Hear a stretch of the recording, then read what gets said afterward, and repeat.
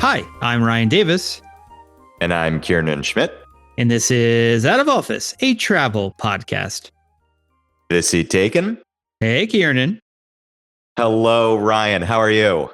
I'm good. I've got World Cup fever for the first time in my life. Do you though? I am nervous. I'm nervous about this episode. We've never done a sports focused episode. And despite the fact that I am a volunteer soccer coach for my son's team here in Somerville, Massachusetts, I guess I'm sort of the subject matter expert here. Do you wear like a nice suit, a whistle, like the Norwegian coach, or are you more like low key and cool like some of the other coaches? What's your vibe? So I'm very low key. I'm very intense as a coach for these 6-year-olds. Like these kids, I hold them to high standards and I tell them when they have made mistakes. But I will say I am not the most intense dad. There are some dads out there, like they take the rules so seriously. Cause like I have a ton of kids who come. So I'm always like, hey, can I have 5 on the field? We'll do 5 on the field. They're like, no. Regulation is that there's 4 people on the field at this level. I'm like, okay, I just really wanted like this kid to give this like kindergartner time to play. No. They're preparing their kids for the World Cup in 2042 or whatever. Okay. If you want to argue they're preparing their kids, let's talk about which team didn't lose a single game. Oh, what's that? My team. Wow. It is through no credit to me. It is because I have 2 Australian kids on the team. Oh, so you've got some strikers. I've got some ringers. And they killed it. And I taught the others how to dribble, and that's pretty much all I can claim credit for. It's funny. I was, I've been watching some of the games here, with my Colombian friends, and so I've been doing some research. And a soccer player peaks in skill and about age 27. So those kids are not that far off. And if you look at somebody like Messi, he's pushing 39, has already scored 5 goals this World Cup, and he's but he's like a superhero. I think most people are not like that. Man, Ryan, you're coming in. You got the names, you got the stats. I'm very anxious to see, is this going to drive Out of Office listeners away as much as theater talk? Or does it bring does it change us from 70% women to 30% men to 65% women? Who knows? I think it, who I think is going to come around is Cornhusker. I think Cornhusker 55 is going to write still horrible. Now they just talk about sports. Well, this is a very Americana episode. Because the World Cup is being hosted across all of North America, and we're going to focus on what foreign travelers have been experiencing, when they come here and visit the U.S. and go to a lot of cities that don't typically get international tourism. And by way of the Judy alert, Ryan, are you in a place where the World Cup is a big deal? Yeah, so I'm back in my apartment in Bogota. Okay, and, you're home. And we've been hosting. There's been 2 games so far, and we've hosted little watch parties. My boyfriend's been cooking meals inspired by the teams that Colombia is playing against. So we had an Uzbeki meal, and we had that's fun. Yeah, a meal from the Democratic Republic of Congo, and then. On Saturday, it's Portugal, so that'll just be wine and meats. And how's Colombia been faring? Colombia is doing great. They're going to win their group. They're already kind of going to the next round. So yeah, they're super excited here. And Colombia's been between the election, which was Sunday, and the World Cup, just a lot of Colombian patriotism going on right now. My neighborhood on Sunday, the election results came out. And my neighborhood went insane. I haven't seen anything like that since Obama won in 2008. Like people out on the streets, like waving flags and honking horns, and like it was quite an experience. And do you find, are you cheering for the U.S.? Are you cheering for Colombia? Or are you just taking it all in? I'm cheering for Colombia because I'm here. But I'm also following the U.S. who's playing really well. In fact, I'm going to there's a pub that all the nomads go to for sports events. I've only been once for the Super Bowl a couple of years ago. It's called El Irish, so the Irish, and it's an Thanks. Irish pub. Yeah, I just want to show you I can translate. Yeah, it's an Irish pub here, and it's got a. So that's where I'm going to go tonight. I'm going to eat some chicken wings and watch the Americans beat Turkey. I think. Well, as you've, I don't know, has it been international news? Do you understand how World Cup focused Boston has been? Yeah, so I've been following on Twitter and Instagram, and I think I even sent you a video of a Scottish boy talking about the ticket prices. A Yeah, hilarious that's yes, video. yes, yes. I mean, Yeah. all of I thought maybe my social media was just being overrun with this because I'm local, but the amount of content of Scottish people enjoying Boston, doing crazy things about Boston. I don't. Did you see this thing where they're putting traffic cones all over statues around Boston? Oh, I did not see that. Yeah, that's been like a real sort of playful thing that they're doing, putting like bright orange traffic cones all over statues, and it's happening all. Boston is a city of great old Yeah, statues, so it's been really fun. And kilts everywhere. I mean, I really can't overstate how many kilts you're seeing yeah. around town right now. And then, what was a huge story here, and thank goodness I keep a good supply at my house, so the shortage didn't affect me, was that the beer supply is greatly reduced, and we are a pretty heavy drinking city as is. Yeah, But I've been reading about this. I saw a great video yesterday of a bar that opened like right before one of the Scotland games, and everybody's like pounding on the bar, going, "Open the bar, open the bar," which I'm sure the bartender loved.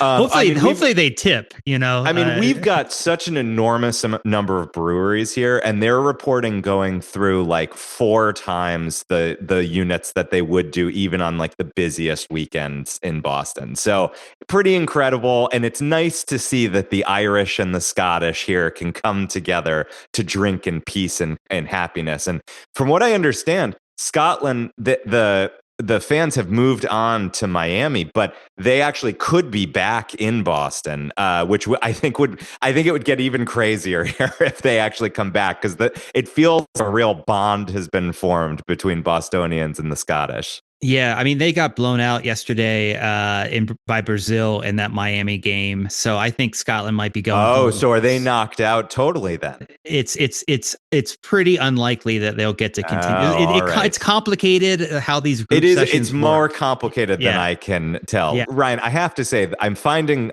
following the rules in the competition very hard. And I want you to be honest with me on this, okay? Did you realize how long the World Cup is? No, I had no idea it was so long. I mean, it's like basically six weeks or something, and we're barely halfway through. And it was funny because my friends here were giving me crap about the Knicks, how long the Knicks playoff was, and I'm like, World Cup's like 5 times longer. Yeah, it's like nothing. The Knicks thing, by the way, was so exciting. It was one of the few times since I've left New York that I've been like, oh damn, New York is like It did popping look right now. fun. It looked really Yeah. fun.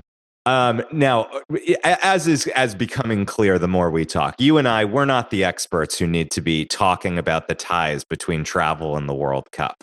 So I understand you're bringing us somebody who can walk us through this. Yeah, we've got NPR's Ava Berger coming on today, and she's going to talk about an article she wrote about basically foreign tourists traveling around America and what they've been seeing and saying. And this is going to be a cool episode because she actually sent me a bunch of clips of interviews that she did. So we're going to be hearing live from actual fans talking about their experiences. So this is going to be a cool episode. And I think before we get into the interview, though, I do want to talk a bit about where the World Cup is happening. So I think it's time for us to take off. Tell the cabin crew. Flight attendants, prepare for takeoff, please. All right, Kieran, we are here in World Cup headquarters, the out of office World Cup headquarters. So this is an I mean, interesting World Cup. I feel like being in Boston, I can claim that.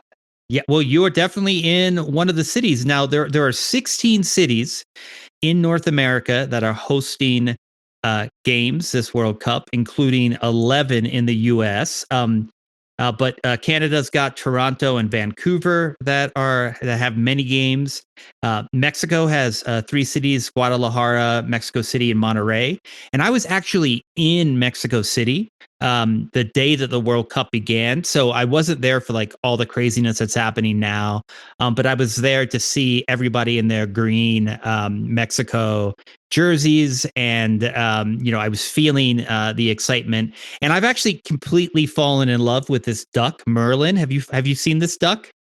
No, I don't know the Oh my Merlin gosh. story. So Merlin is basically a little white duck, and owned by a Mexican family, and they got him a little custom Mexico jersey, and he was walking all around and has become sort of the symbol of Mexico in these games. He was even invited to the presidential palace, and he met with the duck met with Claudia this week. So he's become a bit of an internet sensation. People are trying to buy him for an obscene amount of money from his owners, who's like a mom and like a kid, and the kid's like, mom's like, I'm not going to sell my kid's pet, Uh, uh, but Do you know, because you may not be aware, the major duck story here that dominating is the ducks that are dying in the reflecting pool in Washington, D.C. I did see that. We've had duck stories, but not this one. Yeah, this is coming out a few days before July 4th, so hopefully we'll get that reflecting pool back in order. They've got a couple days here. But yeah, I think thinking about the weather in some of these cities too, it is hot in Monterrey. It is hot in Guadalajara. So to be playing, at this level in those cities, and plus a city like Mexico City, you can barely breathe just like walking up the stairs because of how high it is. So I can't imagine playing, all these soccer teams coming from like Norway and places without any elevation. Have to get used to that kind of altitude. Is Norway? Yeah, I think of Norway as quite mountainous. Well, maybe it is mountainous, but it's I could have done it better. What would in Portugal? That's not. I feel like right? Copenhagen feels like Denmark didn't make the cut. Sweden good did. point. Sweden good did. Point. Man, you're good, Ryan. I'm pretty impressed here. Well, they do at the this is really embarrassing, but they do these trivia in between at the parties I go to, in between the during halftime. And so I've been like basically like reading up on each team playing and the countries, and so I can like win the trivia. And I crushed it last time. I won. I got some really obscure. I knew like when was the last time that a country won the. When was the last time the Democratic Republic of Congo was in the World Cup? And it's a trick question because they were in it in 1974 as Zaire, and I knew that story. Oh and I my got God! Wow. And Ryan, are the handsome men part of the draw for you? There are quite a few handsome men on each team, which isn't a bad thing. And certainly here in Colombia, we've got this guy, last name James, who's sort of the looker. Yes. I've seen some of the rankings of the top hottest players, and I think that he was one of them. He's up there. Yeah, he's up there. But it's interesting because the World Cup, the ages of the players range from 17 to 42, I think. So it's a big range of players. Oh, Ryan, I'm so sorry you're missing the cutoff there. but just. Yeah. Well, I could be like, the oldest players are the goalies. So I could be a goalie for like a country that barely makes it, Sure. You could. Sure, I said something. I don't know if I'm allowed to say it, but I wonder why we didn't pick a kind of a larger man. We have a lot of people in America, I think, that could cover a big percentage of that goal. Of course, yeah. We've got. I mean, instead of the skinny, hot and shape guy, 70% of the goal if you're looking at certain parts of the country. Yeah, so I think I would have gone a different strategy with the goalie and just gone for just what percentage of the goal can a single person cover. But that's not how they play. This is where Ozempic is killing it. Maybe we couldn't find. He might be the largest we could find nowadays. Um, so looking at the U.S. now, this is super interesting. I'm going to just read through the cities that games are currently in. You mean every major city in the United Basically, States? yeah, we've got Atlanta, we've got Boston, Dallas, Houston, Kansas City, L.A., Miami, New York, but really New Jersey, Philadelphia, San Francisco, and Seattle. So a lot Also, of cities. How did Chicago miss out on this? I don't know. That is weird. It's really weird. They do get an option to participate, right? And maybe it is expensive to host a World Cup. It's debatable if it's a net win or loss for your city economically. So maybe Chicago just was like, we don't want to deal with it. In fact, I actually think I read something about Rahm Emanuel just not being into it because this was negotiated You're right. like 13 years ago. I'm Googling it, and that's exactly what it was. He just said it was going to be too expensive. Yeah, Good for Rahm. Good for Rahm. No fun, Rahm. Whatever. Rahm for president. We like Rahm. Yeah, Rahm was courtside of the Knicks, so he's not against going to the games. He can put his own money out there. Well, I think it was his brother actually who has those seats. I'm going to the Obama Presidential Center in August. Very excited. Maybe I'll run into Rahm there. That'll be fantastic. That'll be an episode. Oh, it'll be great. I've actually already reached out. I'm trying to book the director of it. Oh, fantastic. Fantastic. Well, they haven't gotten any media, so they'll be happy to hear from us. What do you think? Do you like the building? We shouldn't talk. I want to know what you think of the building, but it's not appropriate to what we're tackling. Let's save it. Because I have thoughts. Out of these, I'm trying to look. Okay, Atlanta, Boston, Dallas, Houston, Kansas City, Los Angeles, Miami, New York, the Philadelphia, San Francisco, Seattle. The only place on here I have not been is Kansas City. I have been to every one of these cities. I thought so. Yeah, been. What brought you to Kansas City? Was that when you were on the campaigns? No, that's actually a funny story. It was when I was a Hedwig obsessed 21-year-old, and there was a early regional production of Hedwig, and I met some friends there, and we spent 4 days in Kansas City. Had a great time. Great food, I hear. Yeah, great barbecue. Yeah, it's a cool town, and they've really embraced. I think Albania is the country that's been, because teams are based in certain cities when they're not playing, and so Albania has been there, and Kansas City's rallied around that team, and so it was very fun to see that happen. It's really it's very fun to see these cities that, I mean, frankly, the world is aware of this, but being here in the United States, I can, of course, say there is a lot of concern about tourism having fallen off here, feeling like we're alienated from the world. And it is very nice to have 6 weeks where we see foreigners coming and being embraced by Americans. That it is a great feeling.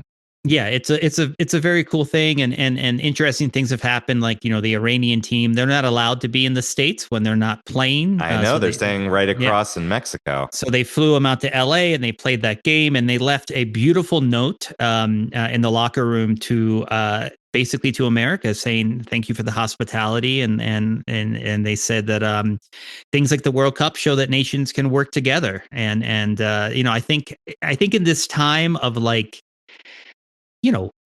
instability in Europe and in Latin America, to see all these countries come together and pursue like a common goal and peaceful and have a great time. It's just, I think the world needed the World Cup maybe more than we usually do. I very much agree with that. And looking down this list, I mean, it is striking that this is like the whole country. Chicago is a good example where like, that city it's kind of a surprise one missing here, but it's cool to see that so many cities across the United States raise their hand to host. Yeah, and in the interview we're going to get to in a minute with Ava, we're going to talk about what's been happening, which is all these tourists have been going between these cities, and so going to different parts of America, kind of road trip style. And seeing a lot of the country that you normally wouldn't see.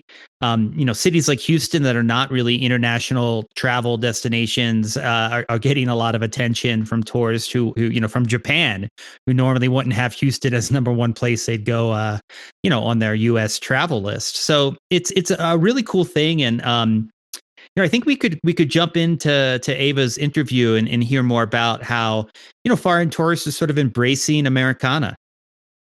Let's talk to Ava. All right. Ava, welcome so much to Out of Office. Thanks for coming on. Thanks for having me. So I've just loved, I'm on Twitter too much during the day, and it's been so much fun to watch, folks from around the world coming to the U.S. For the World Cup and sort of experiencing like a lot of like really kind of like Americana. And I saw your article, so I reached out, and I would just love to get, tell me a little bit about what you've been seeing and what's sort of happening, as folks come in and experience the U.S. Yes, I agree. I am on Twitter way too much, or X, they call it these days.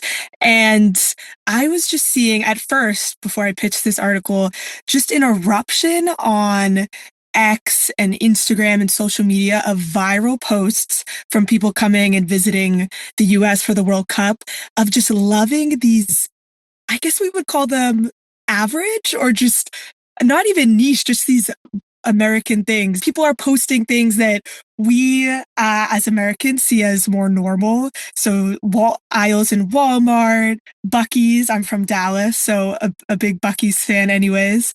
And just these things that we don't normally think about that they're loving. And I'm sure we'll get into this more, but also just the specific cities for the World Cup. Obviously, there's New York City, bigger cities in California, but you have places like Dallas, Kansas City, Seattle, that I really don't think that people who travel from abroad are coming to these cities, but the World Cup is making them explode. I just hadn't prepared myself for how much we'd be wowed by Kansas City and the people and the vibe. I think his name is Freddie. Freddie. And, yeah, he's become like a viral sensation. And that's been really fun to watch. And I'll put a link in the show notes to him. But so he's been going around, and just I think a couple of days ago he was driving through Ohio, and just like look how beautiful this sort of small town is, and that's been really fun to see. You talk a bit about the barbecue thing. That's unpack that a bit. Yes, yeah. And I'll say on Freddie, I put down some notes myself because I looked at his most recent post and he said overnight in Berlin, Ohio, and wow, it's beautiful here. And I just don't think I ever could have imagined someone from Germany coming and talking about Berlin, Ohio. But anyways, he's very much the encapsulation of all this, but has not talked to any reporters, which makes him more elusive. But yes, the barbecue debate. So I spoke to George Ellick. He runs a podcast called the England Pod, which focuses on soccer and sports. And he was talking to me about Kansas City. Him and his friends, they weren't expecting much from Kansas City when they came to visit, and they were just wowed. And one of the things that I loved was they dove into this debate between Kansas City barbecue and Texas barbecue. They went to Dallas after Kansas City, and it was something that went viral on their social media because it's just so specific to America. Our debate between food. I know there's Texas and California, like we have Tex-Mex in Texas and California. Like there's those little debates that you don't think that people visiting are really going to care about. And so I loved that. And another funny thing that they said about Kansas City is they were very confused about the fact that it was both in Kansas and Missouri. And that was a whole nother level of confusion that is very American. Yeah, the on the barbecue thing, there was a fun video I saw where these three guys were sitting down to eat their first sort of ribs, and they're about to use a knife and a fork. And the the pit guy comes over and says, like, no, you just eat it with your hands. The meat comes right off the bone, and it's just so funny their reaction when they're like, I've never had meat that that tastes like this. And when you travel around the world, barbecue is actually one of the things that's sort of harder to find, especially like real barbecue that is as good as you would get in Texas or Kansas. And obviously those are very different barbecues, so I don't want to equate them. People are obsessed with how big America is. Everything in America is huge. Talk a bit about that. Yeah. And wait, I'll add one more thing to the barbecue, Sure. as you were saying.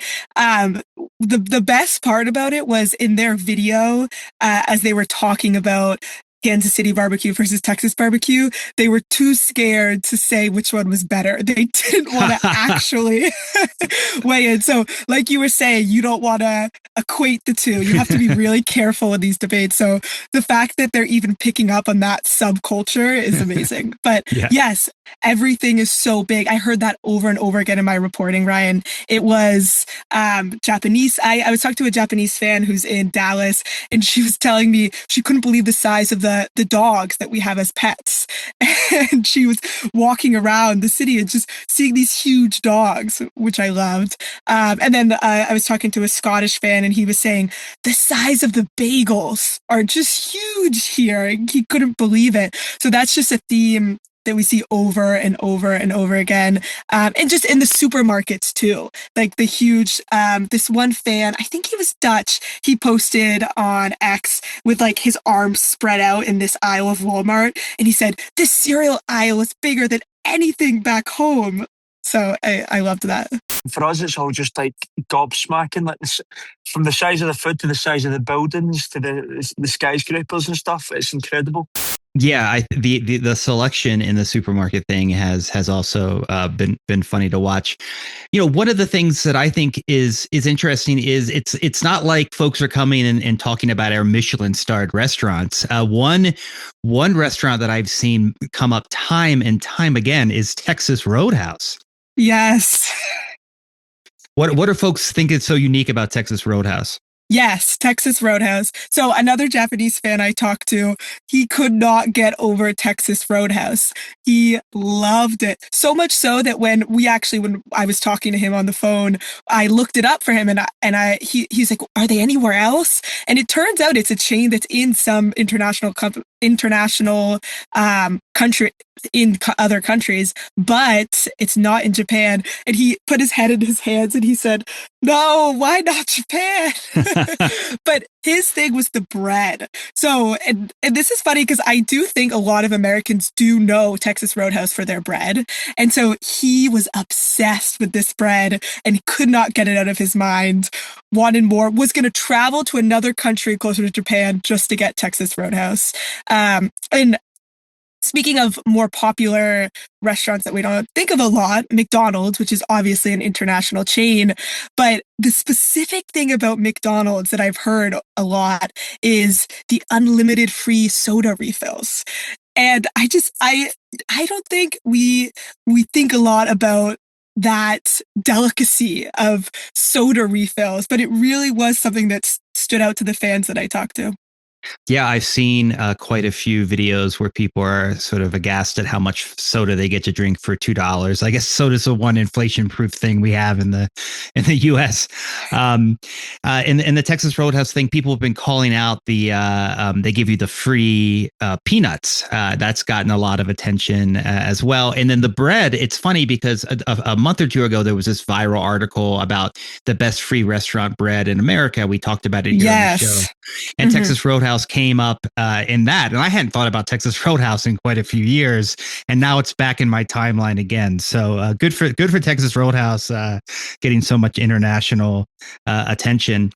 Talk a little bit about what folks think about big cities like Dallas. What's sort of the conversation there?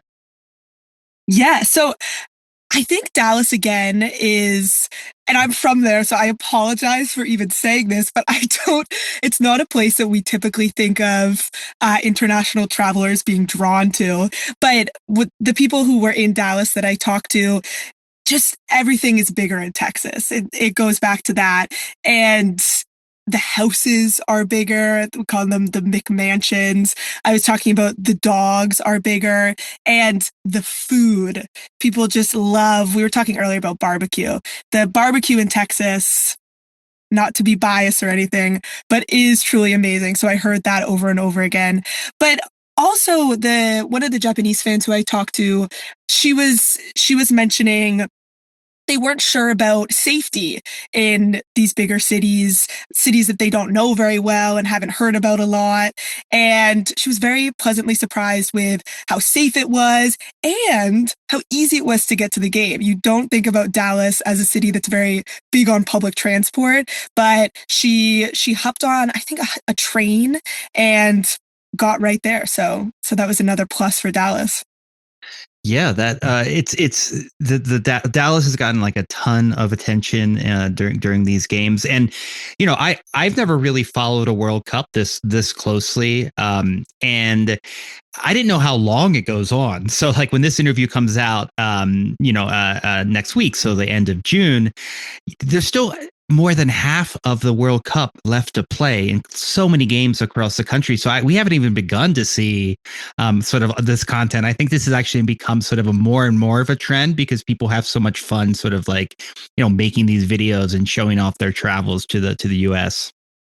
Yeah, that's a great point, Ryan, because I talked to a few experts and one of them was Ron Craybill from the University of Washington. He runs the Global Sport Lab, but he was saying the really interesting part about these World Cups is people, like, they have to live kind of how everyday Americans live. Like, for example, in Dallas, this fan, she had to get an Airbnb because you can't stay in a hotel for 2 weeks, like you're having to immerse yourself more into the culture.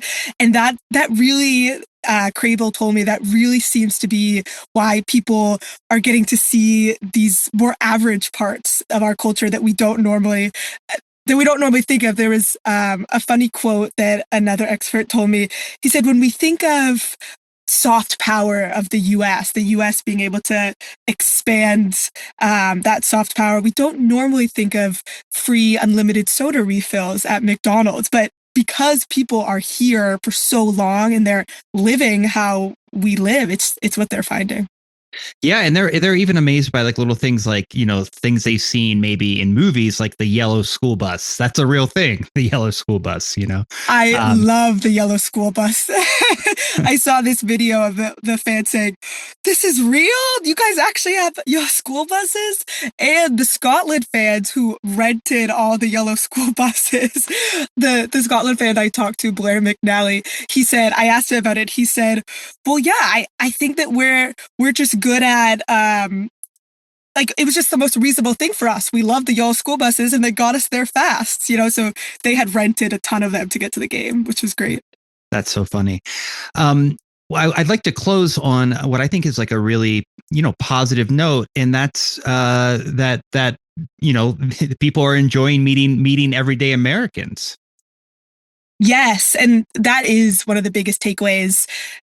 As we think of America's stance in the world right now, from my reporting, talking to people, talking to some experts, there is a sense that there's some animosity towards American politicians and the ruling class of America is how one of the fans put it for me.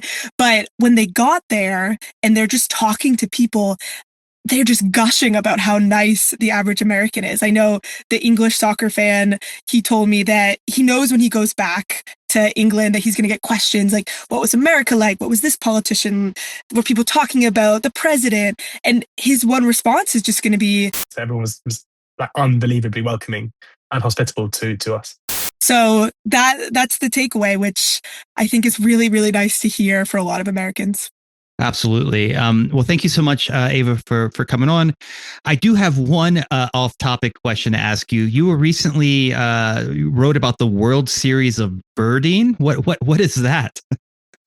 Oh, this was just the greatest story ever. So the World Series of Birding is a 24-hour birding extravaganza in New Jersey. And me and my colleague, Natalie Escobar, we followed around 3 teenage boys, and they had to find birds across the state of New Jersey, stayed up, I am not kidding, for 24 hours, and they found over 200 bird species.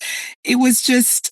It was a once in a lifetime experience to be immersed in the world of birding, and there was a lot. I'm trying to think of something.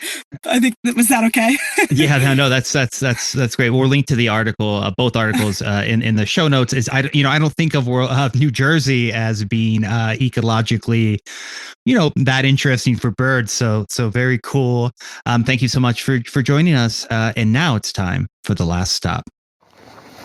Ladies and gentlemen, this is the last stop on this train. Everyone, please leave the train. So, Kiernan, 2 questions for you. 1, Kansas City or Texas barbecue? I have tried versions of both. As I've spent time in Texas, I have, as I said, I have not been to Kansas City. I mean, so just by dint of having not tried Kansas City in Kansas City, I don't feel qualified to say. It's funny because a handful of the influencers, as Ava said, have been unwilling to come down on either side. And Just say they who love do you both. think I'm copying here? I mean, fellow influencers, exactly. And then the second question is: have you ever been to a Texas Roadhouse? I have never been to a Texas Roadhouse. You gotta change that. There must be one in the suburbs of Boston. I'm sure that there is. I'm sure there is. Yeah. But folks have been loving the Texas Roadhouse. Remember, we used to go to, back in our agency days, we used to go to a great Texas barbecue place in New York and right below our DC office. I know. I believe that's closed now, actually, which is that's sad. Yeah. But that was great Texas barbecue in Yeah. those places. Well, God, we're here what in was the name last. of that. Do you remember the name? It was of that Texas place? Barbecue. Wasn't it? Was it called Texas Roadhouse or something? It was. I think it was just called Texas Barbecue. I think. Oh, it was called Texas Barbecue. Really? Yeah. I think it had a better name than that. I think Barbecue. Was it called Ace? I don't think it was called Ace. Maybe the DC one. All right, I was there less. We'll bring a recalculating here. Well, Ryan, we are here in the last stop. This is the last segment of the show, the final segment of the show. It's my favorite segment. It's your favorite segment. It's popularly known as the People segment. And that's because it's a time for us to come together and to share, much like the world is sharing our cultural experiences here during the World Cup, except a little different here because it's just you and me sharing. We each week bring one thing. It could be anything. It could be an experience. It could be a memory. It could be a piece of gear. It could be an article. It could be a controversy. But it has to check one box. It must inspire the spirit of wanderlust within us, even during the workaday week. So, Ryan, I'm feeling like this week is really workaday. So I'm going to ask you, as I ask you every week, do you have a last stop this week? I do, Kiernan. So, well, as you know, I'm finishing Lincoln in the Bardo right now, which is so weird and interesting. Isn't it great though? Yeah, I'm definitely enjoying it. I just read that Tom Hanks is slated to star in the film as Lincoln, so that'll be really interesting. He's famously good at accents and prosthetics, so I think Tom Hanks is a great choice. It'll be a different Lincoln than Daniel Day-Lewis gave us, though, but it'll be interesting to see. Have you seen this social media thing of an 11th generation descendant of Abe Lincoln has like built his career claiming he looks like Abe Lincoln? Have you seen this on social media? No, but I'll Google it. I remember you and I met a third generation. We met a third generation Teddy Roosevelt guy, right? Yeah, but like third generation, you're within spitting distance. Yeah. Maybe there's some resemblance. 11th generation, the guy is tall. That's it. Yeah. Like they put big him ears. No big ears or no? No, the ears. No. And a lot of the social media, they're doing like a half face of like the portrait of Lincoln and then him. Yeah. And I just look at it like this guy looks nothing like him. There's a chapter in Lincoln in the Bardo where they talk about how ugly Lincoln was. That's it's a reoccurring thing. I think at the beginning of the Civil War, he still looked pretty good. Yeah. But I mean, by the end, who can blame him? He looked pretty tired. Yeah.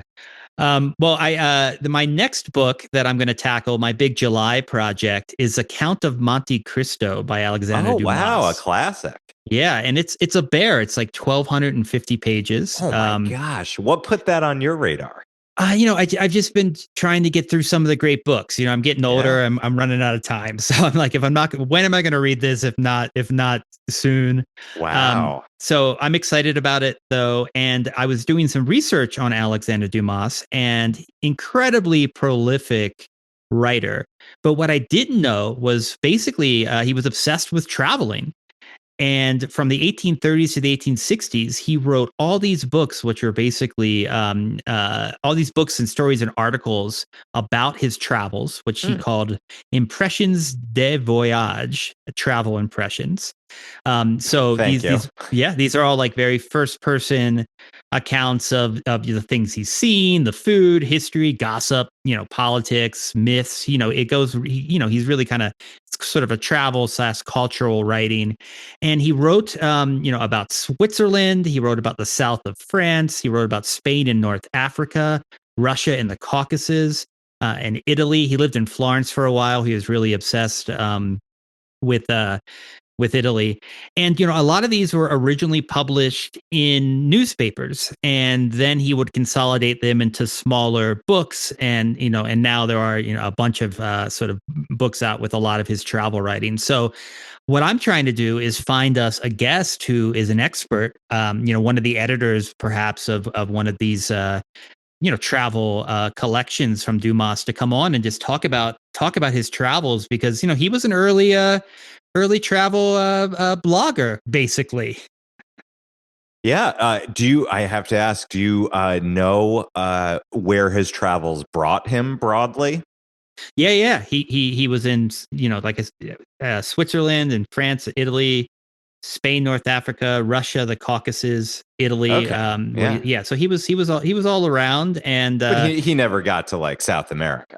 No. Okay. I mean, this is the 1830s, so that would have been a serious trip. I also learned that he was like buddies with Victor Hugo, and they like wrote plays together in their early career, which I had no idea. Yeah. Also, by the way, mark it down, a great grave in Paris to visit. Oh, I wonder where Dumas is buried. Well, we'll find out. Dumas. That's who I'm talking about. Cool. Yeah.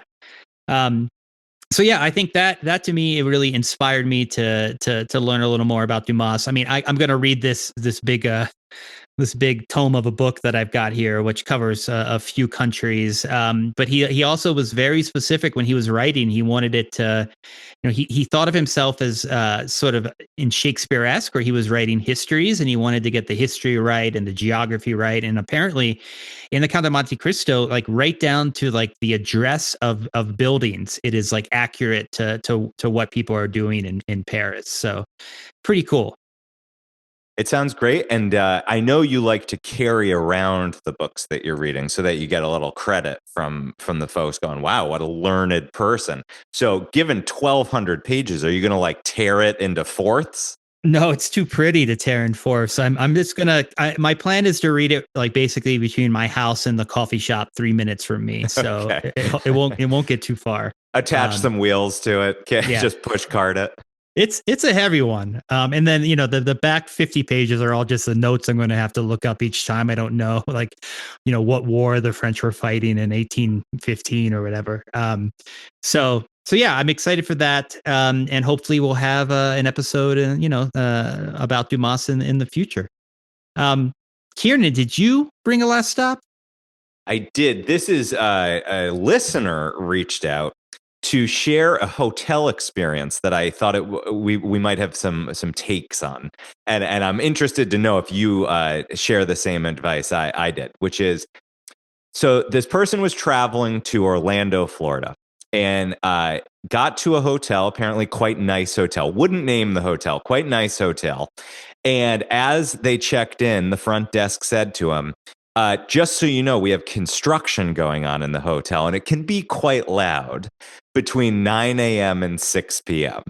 Oh, my gosh. Yeah. And the person said, I am here to travel, but also I am working while I'm here. So I have conference calls and things. Am I going to be able to do that from my room? And they said, well, you're going to, judge for yourself. And apparently the sawing of metal was so ear-wrenchingly loud in his hotel room that you could not do conference calls. Like, people on the calls are going, where are you? What is that I'm hearing? It's just awful. And one day, the construction, which wasn't supposed to start till 9 a.m., started at 6:58 a.m. And so we were debating, this listener and I kind of got into it. We were debating, what is the right move here for restitution? Because I think you and I, we don't like being squeaky wheels and complainers, but there's also a line at which, like, you paid for this room for 24 hours and it's unusable for a giant chunk of that time. Yeah, I mean, I think at that point I think you can definitely ask for some money back. Although I do think you would have to basically go down and leave the hotel. Like, I don't think you could stay the entire time. And then in retrospect. Oh, interesting. Yeah. I didn't think of that. Also, I'm just thinking now, what you could do is you could say, do you guys own any other properties that I could move to? Because, like, they could be multi-hotel owners. Yeah. That might be my first move. I recommended asking for 50% back. because I'm saying, I think about 50% of what you would use your hotel room for is being taken away from you.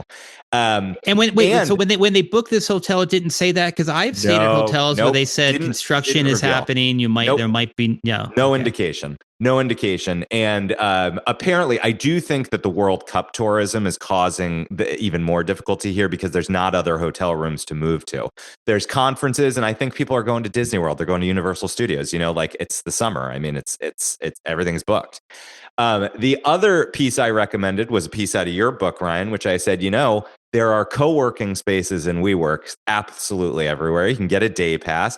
Ask the hotel to cover that, so that during the day you can go off and at least do the conference calls that you had planned to do there, because the hotel did not have a business center anywhere else that he could plan.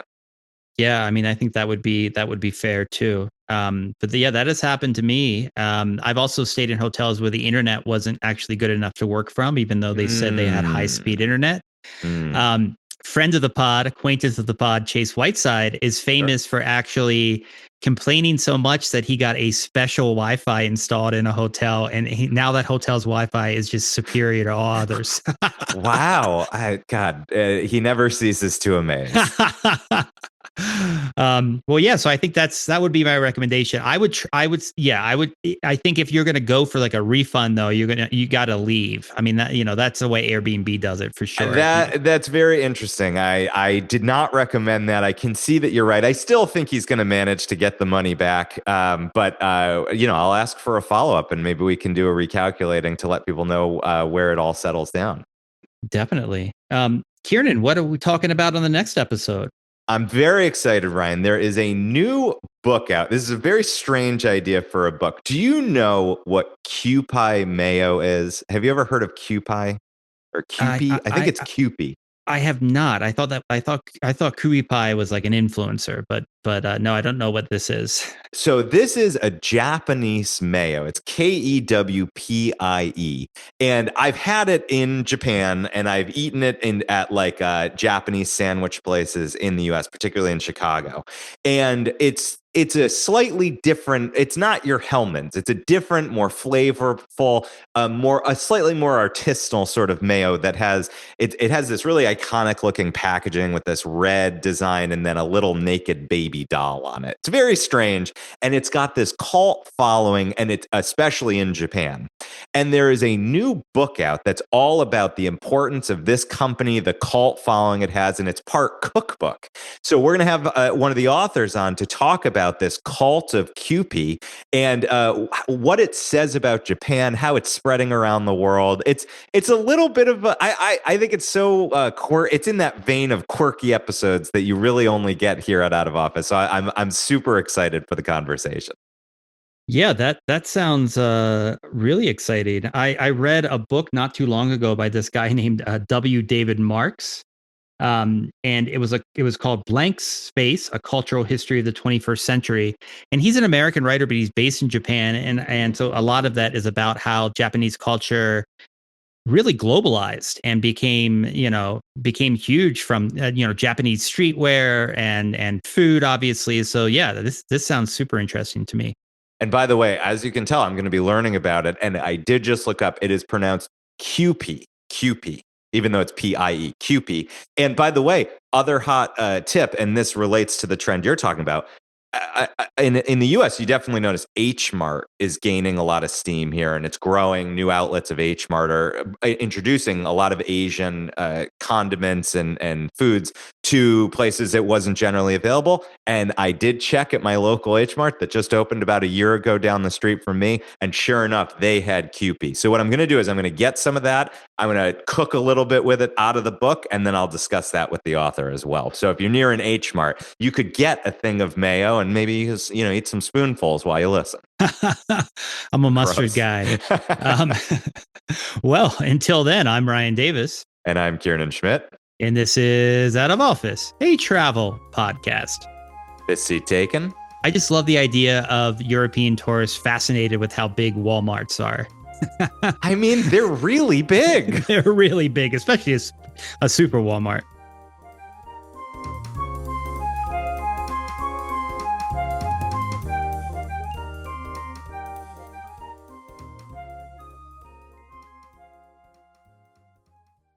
I was surprised about dogs. You know, many people own their dogs, and they are also big, so big.